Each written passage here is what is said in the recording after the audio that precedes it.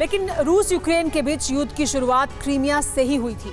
लेकिन क्या अब क्रीमिया में ही युद्ध खत्म भी होगा? वैसे तो इस युद्ध की शुरुआत 9 महीने पहले 24 फरवरी को हुई थी, लेकिन दोनों देशों की ये पहली जंग नहीं है। 8 साल पहले 2014 में भी रूस ने यूक्रेन पर अटैक किया था और क्रीमिया पर कब्जा जमा लिया था।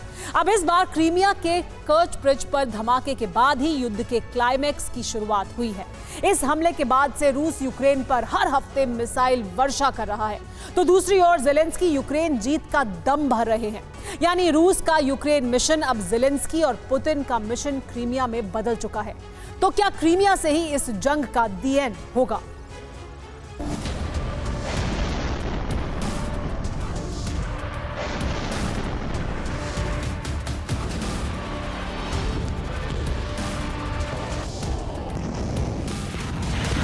दुनिया को चौंका देने वाला एक जोरदार धमाका हुआ।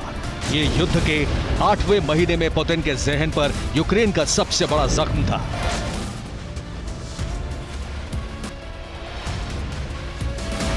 और फिर शुरू हुआ बदले में बारूद की ऐसी बारिश जिसने यूक्रेन को दहला दिया।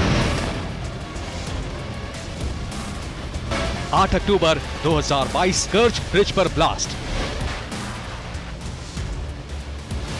वो तारीख थी 8 अक्टूबर 2022। इसी दिन यूक्रेन ने पुतिन के गुरूर पर सबसे बड़ी चोट की।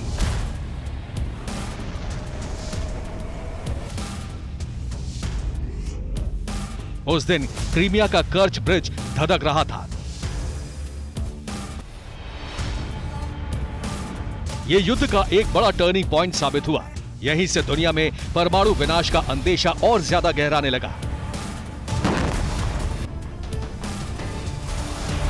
विनाश लीला का एक ऐसा सिलसिला शुरू हुआ जिसका असर यूक्रेन ने एक दिन पहले तक देखा है।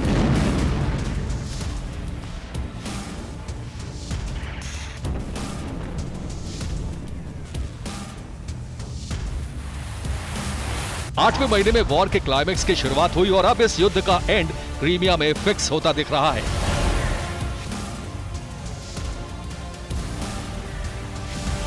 एक तरफ प्रेसिडेंट पुतिन अपने सम्मान, अभिमान और रूस के अंतर्राष्ट्रीय गौरव पर प्रचंड प्रहार का बदला लेने के लिए तिलमिलाने लगे हैं, तो वहीं ज़ेलेंस्की ने अमेरिका, नेटो समेत अपने नागरिकों में ये उम्मीद जगा दी है कि सिर्फ यूक्रेन की सुरक्षा नहीं बल्कि क्रीमिया की वापसी भी होगी। After victory, I will go to Crimea. I really want to see. See. Yeah. And when will it be?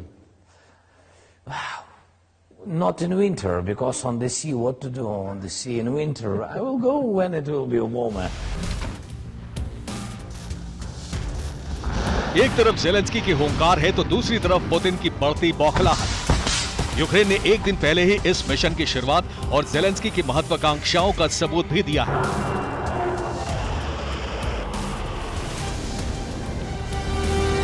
Ukraine ने क्रीमिया पर 5 ड्रोन से अटैक किया। यूक्रेन के ड्रोन ब्लैक सी के ऊपर से गए। सेवेस्तोपोल का पावर प्लांट टारगेट था। एयर डिफेंस ने 2 यूक्रेनी ड्रोन को गिरा दिया। यूक्रेन के 3 ड्रोन ब्लैक सी के ऊपर से वापस लौट आए। रूस ने क्रीमिया में अपने सैनिकों को अलर्ट किया है। यूक्रेन की सेना कैसे एक खास डायरेक्शन में बढ़ रही है और ये कैसे क्रीमिया में जाकर खत्म होती है, ये आप इस मैप से समझ सकते हैं।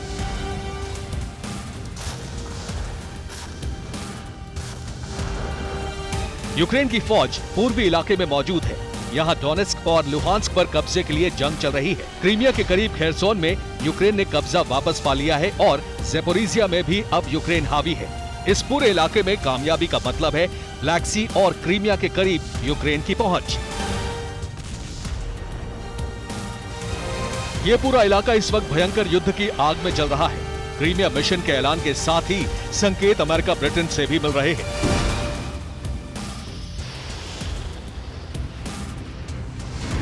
क्रीमिया की प्लानिंग सिर्फ कीव में नहीं बल्कि लंदन और पेंटागन तक बनाई गई है। इसका सबूत है ये हथियार।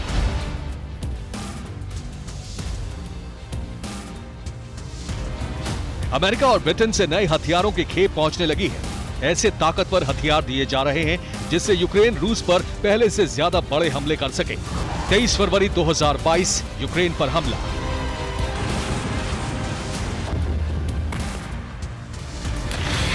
23 फरवरी 2022 को जब युद्ध की शुरुआत हुई थी, तब नेटो और अमेरिका का मकसद यूक्रेन को हार से बचाना था।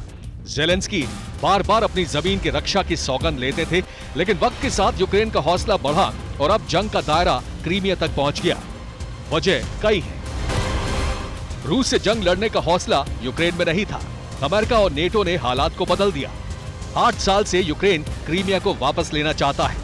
क्रीमिया छीनकर अमेरिका रूस की साख मिटाना चाहता है। रूस यूक्रेन वॉर ने दुनिया को कई सरप्राइज दिए हैं। अब अमेरिका चाहता है कि एक छोटा सा देश रूस की उस पहचान को खत्म कर दे जो बरसों से कायम रहा है। यह भी सच है कि रूस यूक्रेन के बीच युद्ध की शुरुआत 2022 में नहीं बल्कि 8 साल पहले हुई थी।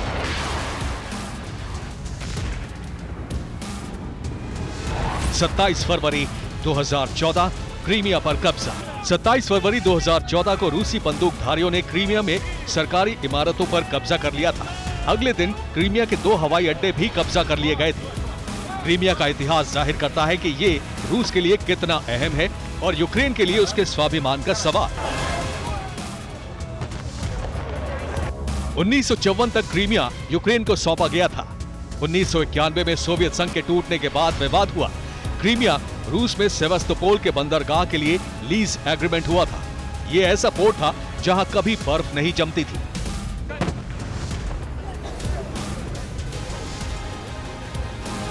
दो 2014 तक किसी तरह का विवाद नहीं था, लेकिन फरवरी 2010 के आम चुनाव में विक्टर यानुकोविच यूक्रेन के राष्ट्रपति बने। विक्टर यानुकोविच रूस के समर्थक थे, लेकिन यूक्रेन में 2014 में विरोध प्रदर्शन हुए और यानुकोविच को देश छोड़कर जाना पड़ा और विपक्ष सत्ता में आ गया। रूस किसी कीमत पर यह बर्दाश्त नहीं कर सकता था कि क्रीमिया और सेवास्तोपोल पोर्ट नेटो के पास जाए। इसी डर से रूस ने क्रीमिया को अंतर्राष्ट्रीय कानूनों का उल्लंघन करके अपने साथ मिला लिया।